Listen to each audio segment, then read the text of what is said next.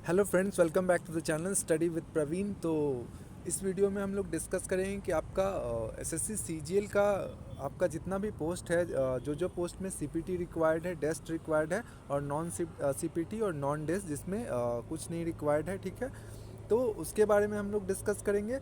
आगे वीडियो में डिस्कस कर रहे होंगे कंप्यूटर का आपका एवरेज मार्क्स कितना है और आपका rank IQ versus SSC rank कितना रह सकता है। उसमें मल्टीप्लायर फैक्टर देखेंगे हम लोग कि कितने रैंक में आपका एक्चुअल रैंक एसएससी में कितना चल रहा होगा। ठीक है, और क्या क्या रीज़न रह सकते हैं कट ऑफ को डाउन करने के लिए, तो हम लोग आगे डिस्कस करेंगे कि आपका एक्सपेक्टेड कट ऑफ क्या रह सकता है। तो चलिए वीडियो को स्टार्ट करते हैं। अगर आप चैनल पे नए हैं तो प्लीज़ चैनल को सब्सक्राइब कर लीजिएगा और वीडियो अच्छा लगे तो आप वीडियो को लाइक कर सकते हैं। सबसे पहले अगर देखा जाए तो आपका जो टोटल वैकेंसी नोटिफाइड है वो 37,409 वैकेंसी है। ठीक है, इसमें आपका जो सीपीटी पोस्ट है उसका टोटल वैकेंसी 23,188 है, जिसमें पीएएसए का मेजर वैकेंसी है 19 से 20,000 के आसपास। ठीक है, और जिसमें डेस्ट है उसमें 3,627। और हम लोग समझेंगे कि सीपीटी में कौन सा स्टैंडर्ड रिक्वायर्ड होगा, डेस्ट पोस्ट में कौन सा रिक्वायर्ड होगा और नॉन सीपीटी नॉन डेस्ट में कौन सा स्टैंडर्ड रिक्वायर्ड होगा। तो नॉन सीपीटी नॉन डेस्ट में आपका 10,594 टोटल वैकेंसी है। सीपीटी पोस्ट के लिए जिसमें जिसमें सीपीटी पोस्ट है, फॉर एग्जांपल जैसे आपका पोस्टल असिस्टेंट, सॉर्टिंग असिस्टेंट या पीएएसए जिसको बोलते हैं।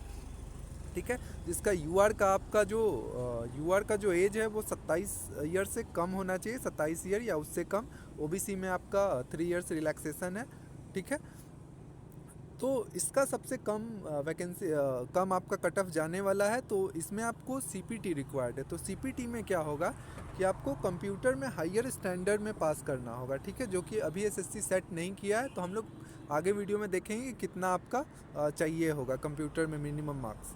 ठीक है, और इसमें आपका टाइपिंग में भी एरर मतलब एरर बहुत कम होना चाहिए। जैसे कि प्रीवियस ईयर में आपका यूआर के लिए 5% ही 5% रहता था, तो आपका लगभग इस साल भी इतना ही रहने का अनुमान है।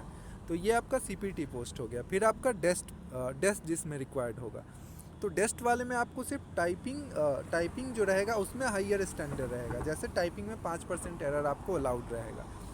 और आपका जो कंप्यूटर का मार्क्स होगा वो आपका कम ही होगा। जैसे आपका अभी है, जैसे आपको पता है कि यूआर का 18 है, ओबीसी का आपका ओबीसी और ईडब्ल्यूएस का 15 है और एससी एसटी का 12 है। ठीक है, तो इतना ही रहेगा। लोअर स्टैंडर्ड मतलब यूआर का 18। और जिसमें आपका नॉन सीपीटी पोस्ट है, ठीक है, तो इसमें आपको कंप्यूटर और टाइपिंग को सिर्फ क्वालिफाई करना है। ठीक है, एक भी पोस्ट ऐसा नहीं है जिसमें आपको, अगर आप कंप्यूटर में फेल हैं इट मीन्स आपको कोई सा भी पोस्ट नहीं मिलेगा। ये बात आप ध्यान में रखिएगा कि आपको कंप्यूटर में और टाइपिंग में भी, ठीक है, टाइपिंग का जो मिनिमम स्टैंडर्ड है तो उसमें भी आपको मिनिमम पास होना पड़ेगा। जैसे कि आपको टाइपिंग जो लोअर स्टैंडर्ड है उसमें यूआर में आपको जस्ट अ मिनट, तो आपको टाइपिंग में यूआर में 20% एरर अलाउड है। ठीक है, तो आपको एटलीस्ट इतना 20% से अगर ज़्यादा एरर करते हैं यूआर में भी, ठीक है, तो आपको कोई सा भी सीट नहीं मिलेगा। अब हम लोग देखते हैं कि जो कंप्यूटर में आपको जो हाइयर स्टैंडर्ड सेट किया जाएगा वो अभी तक ऑफिशियल नहीं आया है, तो एक्सपेक्टेड कितना रह सकता है। तो अगर हम लोग बात करें यूआर कैटेगरी का, तो अगर आपका एटलीस्ट आपका 27 तो रहेगा ही रहेगा। ठीक है, ऐसे आपका बेसिक जो पासिंग मार्क्स है वो 18 है। ठीक है, लेकिन जो हाइयर स्टैंडर्ड रहेगा वो 27 मिनिमम आपका रहने का चांस है और आपका 30 मैक्सिमम रहने का चांस है।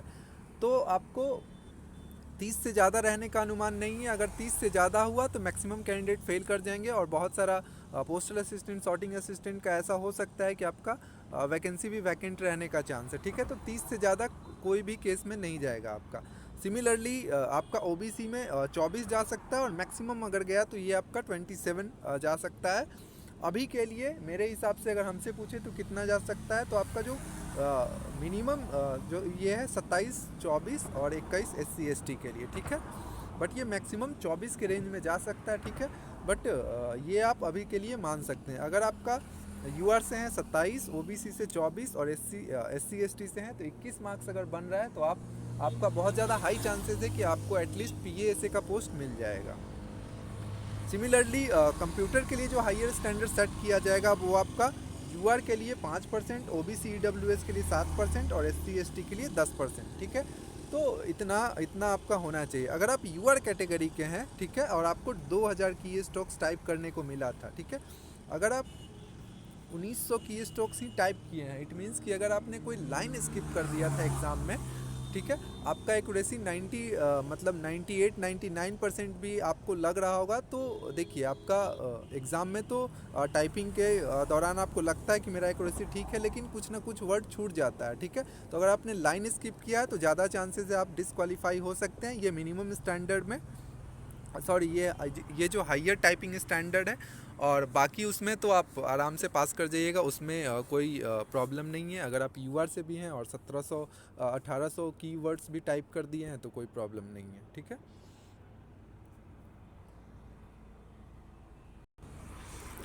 आगे अगर हम लोग देखा जाए तो आपका कंप्यूटर में जो एवरेज मार्क्स बन के आ रहा है, तो आपका जो सेकंड मार्च का है इसमें 25.86 आ रहा है, थर्ड मार्च में आपका 27.52, सिक्स मार्च में 27.31, सेवन्थ मार्च में आपका 26.77, ठीक है। तो सबसे बड़ा क्वेश्चन ये था कि आपका कंप्यूटर में नॉर्मलाइज होगा कि नहीं। तो देखिए डिफरेंट शिफ्ट में एग्ज़ाम कंडक्ट हुआ है तो नॉर्मलाइजेशन तो होना चाहिए, बट वो एसएससी पे डिपेंड करेगा कि नॉर्मलाइजेशन करता है या नहीं करता है, ठीक है। और आपका सेकेंड मार्च में एक कंप्यूटर का एक्सेल सीट से रिगार्डिंग कुछ क्वेश्चन था, वो गलत बताया जा रहा है, ठीक है। तो इसी में आपका थोड़ा मार्क्स कम है कंप्यूटर में, ठीक है। तो अगर इसमें मार्क्स 3 नंबर बढ़ता है सभी लोग का, ठीक है, अगर क्वेश्चन में एरर होगा या ऑप्शन में एरर होगा तो 3 मार्क्स सभी को दिया जाएगा। तो लगभग ये सारा शिफ्ट में आपका मार्क्स लगभग बराबर हो जाएगा, तो नॉर्मलाइजेशन का बहुत कम चांसेस रहेगा।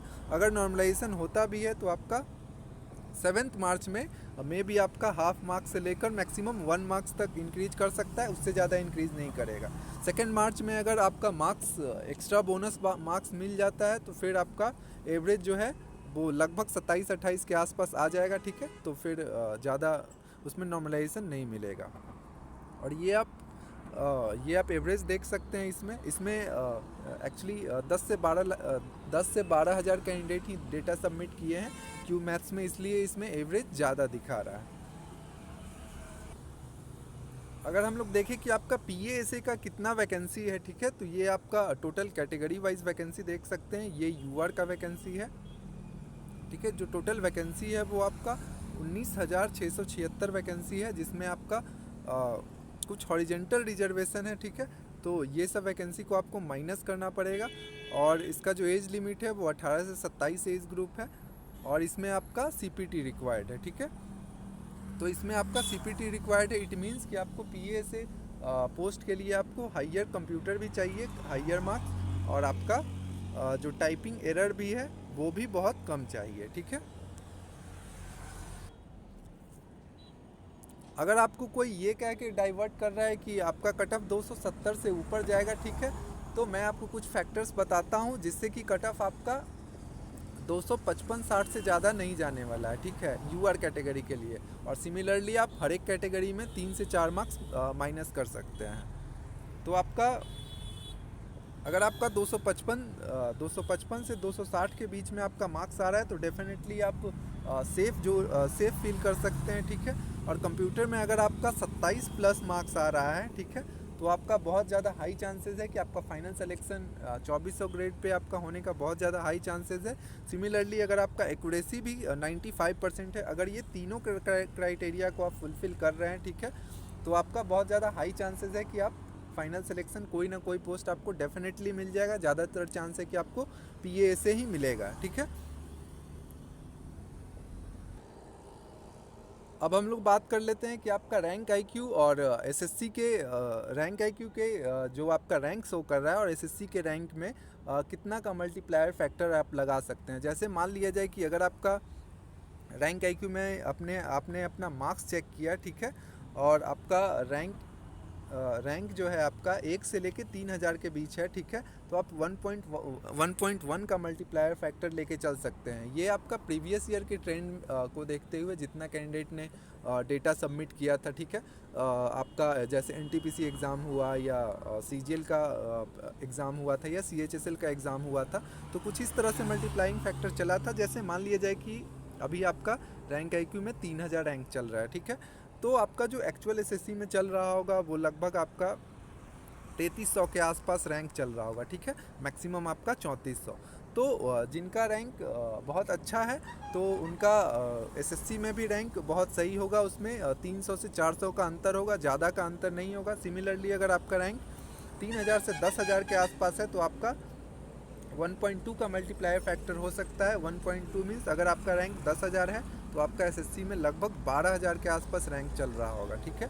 सिमिलरली जैसे जैसे आप रैंक आपका बढ़ता जाएगा वैसे वैसे आपका मल्टीप्लायर फैक्टर भी इंक्रीज होगा, क्योंकि जितने भी सीरियस कैंडिडेट हैं, ठीक है, तो वो रैंक आईक्यू पे बहुत ज़्यादा हाई चांसेस होता है कि वो अपना मार्क्स चेक करते हैं, ठीक है। तो जैसे आपका मान लिया जाए कि आपका 20,000 से 30,000 के आसपास आपका रैंक अगर होगा तो 1.5 का, ये के मिस्टेक हो गया, 1.5 का मल्टीप्लायर फैक्टर हो सकता है, ठीक है, या इससे भी कम, ठीक है। इससे ज़्यादा मल्टीप्लायर फैक्टर होने का चांसेस नहीं है, इससे कम ही हो सकता है, इससे ज़्यादा होने का चांस नहीं है। जैसे मान लिया जाए कि अगर टोटल 37,000 कैंडिडेट को सेलेक्ट करना है, ठीक है, तो आपका लगभग 27 से 28,000 ऐसे कैंडिडेट डेफिनेटली होंगे जो रैंक आईक्यू पे अपना स्कोर चेक किए होंगे, ठीक है। इससे ज़्यादा भी हो सकते हैं, लेकिन 25 से 27,000 कैंडिडेट ऐसे डेफिनेटली होंगे जो रैंक आईक्यू पे अपना मार्क्स चेक किए होंगे और उनका फाइनल सिलेक्शन हो जाएगा। अगर बात करें हम लोग कि नॉर्मलाइजेशन में आप लोग ऑलरेडी चेक कर लिए हों कि रैंक आईक्यू में आपका कितना इंक्रीज हो रहा है। 3 मार्च में आपका 12 से 14 मार्क्स इंक्रीज हो रहा है, ठीक है, और 6 मार्च में आपका 7 से 9 मार्क्स इंक्रीज हो रहा है। और बाकी आप सेकेंड मार्च और 7 मार्च में सबसे कम इंक्रीज होगा, इसमें मैक्सिमम 2 मार्क्स तक इंक्रीज होने का चांस है। बाकी मैं कट ऑफ के रिगार्डिंग कल वीडियो बना दिया था आपका, ठीक है, तो वहाँ से आप डिटेल वीडियो देख सकते हैं। अगर आपको कट ऑफ देखना है तो मैं बता देता हूँ। यूआर का 260, ओबीसी का 256 रह सकता है, ठीक है, ईडब्ल्यूएस का आपका 252, एससी का आपका 235, एसटी का आपका 215 से 20 रह सकता है। अगर आपका इतना मार्क्स है या इससे 5 मार्क्स भी कम आ रहा है तो आपको बहुत ज़्यादा हाई चांसेस है। और जो मैंने बताया कि सीपीटी पोस्ट के लिए आपको जो हायर स्टैंडर्ड कंप्यूटर में और आपका टाइपिंग में एरर कम होना चाहिए, 5% से ज़्यादा नहीं होना चाहिए। अगर आपका इस रेंज में मार्क्स है तो डेफिनेटली आपका ज़्यादा हाई चांसेस है कि आपका फाइनल सिलेक्शन हो सकता है। सिमिलरली आपका यूआर का 4200 से 4600 ग्रेड पे के लिए आपका 290 रह सकता है, ओबीसी के लिए 285, ईडब्ल्यूएस के लिए 283, एससी का आपका 265 और एसटी का 250 से 255 रह सकता है। तो ये सब फैक्टर आपका कट ऑफ को इन्फ्लुएंस करेंगे। दूसरा आपका ये भी बात मैं बता देना चाहता हूँ कि आपका जो पीएएसए का पोस्ट है, ठीक है, या बहुत सारा 2400 ग्रेड पे और 2800 ग्रेड पे का बहुत सारा सीट ऐसा है जिसमें 27 साल ही मैक्सिमम एज है यूआर कैटेगरी के लिए और ईडब्ल्यूएस कैटेगरी के लिए। ओबीसी के लिए आपका इस कैटेगरी में 3 इयर्स का छूट है तो 30 साल है, ठीक है। तो बहुत सारे कैंडिडेट लगभग आपका जैसे मान लिया जाए कि 37,000 वैकेंसी है और मान लिया जाए कि रैंक आईक्यू पे आप चेक कर रहे हैं और आपका रैंक 35,000 आ रहा है, ठीक है। तो इसमें आप 5,000 रैंक आप घटा के जोड़ सकते हैं, इसलिए क्योंकि आपका जो बहुत सारे कैंडिडेट है वो 27 एज प्लस हैं या 30 एज प्लस हैं, ठीक है। अगर वो ओबीसी से हैं तो वो 2400 ग्रेड पे के लिए एलिजिबल नहीं होंगे, ठीक है। बहुत सारे कैंडिडेट ऐसे हैं जो कंप्यूटर में ऑलरेडी फेल है, जैसे कल रैंक आईक्यू वाले सर ने डेटा दिया था तो कल ही 270 से ऊपर स्कोर करने वाले लगभग 2500 ऐसे कैंडिडेट थे जो कंप्यूटर में फेल है। इट मीन्स कि अगर वो यूआर कैटेगरी से हैं तो उनका मार्क्स 18 मार्क्स से भी कम है, अगर वो ओबीसी से हैं तो उनका मार्क्स 15 मार्क्स से भी कम है, ठीक है। तो वो ऐसे कैंडिडेट हैं जो ऑलरेडी बाहर हैं रेस से, और फिर आपका कंप्यूटर में ऐसे ही अगर हाई स्टैंडर्ड सेट किया जाएगा तो बहुत सारा कैंडिडेट बाहर हो जाएंगे, क्योंकि मात्र 5% एरर अलाउड है। अगर आप एक लाइन भी स्किप किए हैं या आपका 1900 से अगर आप थोड़ा सा भी कम टाइप किए हैं तो आपका बहुत ज़्यादा हाई चांसेस है कि आप डिस्क्वालीफाई हो जाइएगा। तो ये सब कुछ फैक्टर आपको कट ऑफ को लेके नीचे जा सकता है। अगर आप 250 से अगर 250 के ऊपर आसपास भी कहीं भटक रहे हैं मार्क्स में तो मेरे हिसाब से आप बहुत ज़्यादा हाई सेफ फील कर सकते हैं। अब बाकी हम लोग रिजल्ट का वेट करते हैं। आपका एग्ज़ाम 2 से ढाई महीना के बाद ही अभी आने वाला है, अभी तो आने का चांस नहीं है। तो आराम से जिनका थोड़ा ज़्यादा मार्क्स कम है वो अपना 2023 का प्रिपरेशन कीजिए सीजीएल का, या कोई और एग्ज़ाम है तो आप उस पर फोकस करिए। तो चलिए, thank you so much for watching this video. Have a nice day, और प्लीज़ चैनल को सब्सक्राइब कर लीजिएगा, और वीडियो अच्छा लगे तो वीडियो को लाइक कर दीजिएगा।